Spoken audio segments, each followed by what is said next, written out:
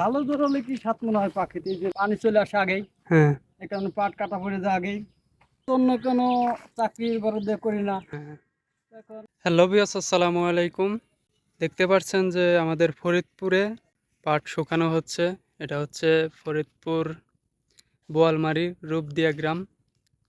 আমাদের এলাকায় কিন্তু ভালো পরিমাণে পাট চাষ হয়। আসসালামু আলাইকুম। ওয়ালাইকুম আসসালাম। কেমন আছেন? আলহামদুলিল্লাহ, ভালো আছি। ভালো আছেন আপনি? আলহামদুলিল্লাহ ভালো।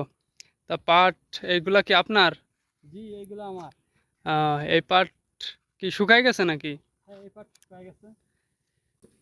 এই পাটগুলা কিভাবে বানতেছেন? কয়টা হাতা দিতেছেন কয়টা? এগুলো পাঁচটা। 5টা হাতা, পাঁচটা দিয়া লোকে এক ধরা। এক ধরা, হ্যাঁ। আর এই যে এক এক মুঠায় কয় আটি করে দিয়েছেন? চারটি করে। 4 আটি। বর্তমান পাটের দাম কিরকম? পাটের দাম 3100 লোকে উপরে, বেশি হ্যাঁ ভালো হ্যাঁ বেচা কেনা লোকে 3100, আর ঠিকঠাক 3200 হয়। হ্যাঁ হ্যাঁ। তো আপনি কয় পাখি এই বছর পাট করছিলেন? তো 6-7 পাখি। 6-7 পাখি। সবই কি কাটা শেষ?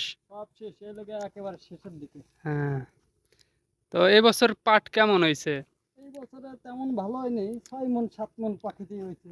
তো এই বছর ভালো না হওয়ার কি কারণ?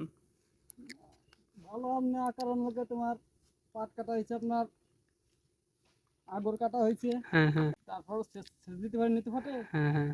এই কারণে পাট লোকে ভালো, বেশি ভালো হয়নি।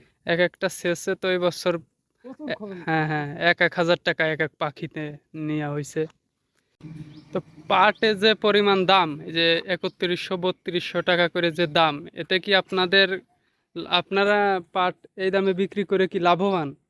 লাভবান মানে এদের লস হিসেবে, কারণ পাখিতে 4 মণ 6 মণ 7 মণ হয়, 7 মণ হয় না।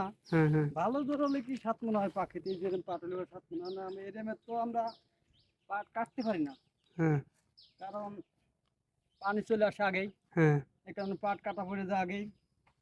তারপর আমাদের লাভবান না, এটা আমাকে করতেই হবে। হ্যাঁ হ্যাঁ দেখা গেছে কি আমরা তো অন্য কোনো চাকরি বরাদ্দ করি না, হ্যাঁ হ্যাঁ। এখন আমাকে এটা করতে হবে কোন দিক দিয়ে।